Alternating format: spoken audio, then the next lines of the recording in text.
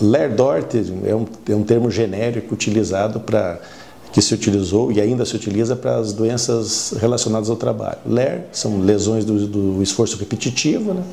E a DORT são distúrbios ósseo-musculares relacionados ao trabalho.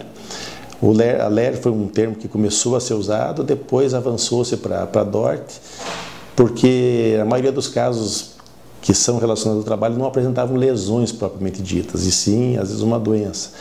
Então, hoje, na atualidade, evita-se usar esse termo, até porque ele é um termo genérico que não diz exatamente o que é cada doença. Então, a gente procura hoje identificar a doença de cada um e o diagnóstico melhor de cada indivíduo, com as suas particularidades, porque com o passar dos anos, a gente aprendeu também a diagnosticar melhor algumas doenças e então hoje está mais assim procurando-se cada vez mais identificar a doença como o nome dela propriamente dito, do que um termo genérico como LER-DORT. Hoje tem estudos que mostram que em torno de 60% a 70% dos diagnósticos então tidos como LER e DORT, na verdade eles não são totalmente relacionados ao trabalho.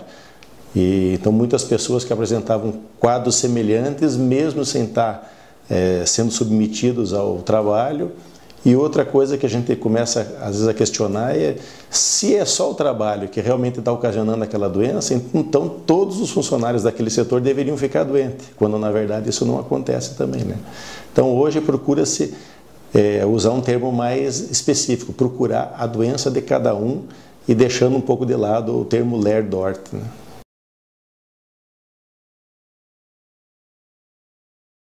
Os sintomas principais, digamos, tanto da LER como DORT, que a gente pode considerar até praticamente sinônimos, se a gente for usar, são formigamentos, sensação de peso nos membros, dor, cansaço, são os principais, assim.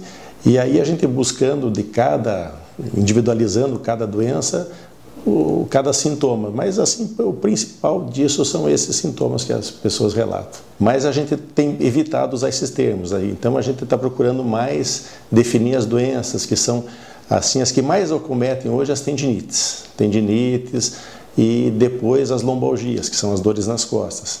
Aí nas tendinites afeta principalmente o ombro, cotovelo, punho. E então essas doenças são as que a gente mais procura e que são as que mais relacionadas a movimentos repetitivos, no trabalho, e também relacionados a fatores externos associados, né? Os movimentos repetitivos são ainda fatores de risco e fatores ocasionadores de algumas doenças, associado também com, às vezes, posturas inadequadas, ambiente de trabalho inadequado, às vezes a própria limitação da pessoa, porque a gente sabe que uma pessoa é diferente da outra, então alguma alteração anatômica, ortopédica ali pode favorecer isto. E daí também, hoje a gente tem usado muito um termo que a gente usa, o biopsicossocial, que envolve tanto a parte física como a parte psíquica, familiar, porque estudos mais recentes mostram que essas doenças estão muito relacionadas, às vezes, à angústia, depressão, fatores familiares, litígios no trabalho, desconforto no trabalho. Então, a gente procura ter uma abrangência maior nisso. Tratamento, sim, o ideal seria a gente prevenir, né?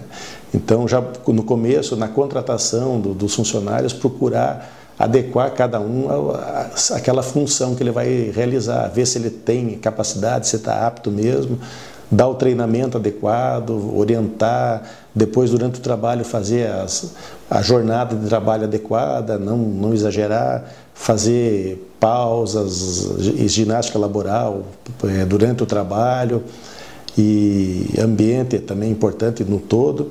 E se já estabeleceu, digamos, os sintomas, a doença, aí o tratamento inicial é sempre clínico, através de medicação, anti-inflamatória, analgésico, relaxante muscular. A gente usa muitas vezes até antidepressivo, em alguns casos, que está associado à depressão. Fisioterapia também é importante, fortalecimento, alongamento muscular. Atividade física também é importante, porque a pessoa vai melhorar a qualidade de vida dela. Se não resolve só com esse tipo de tratamento, a gente pode dispor de infiltrações, que é a injeção do medicamento em estruturas anatômicas ali, que pode melhorar. Existem as órteses, que são talas, que previnem alguns movimentos. E, em último caso, isso mais raramente, é o tratamento cirúrgico de algumas patologias bem indicadas, né?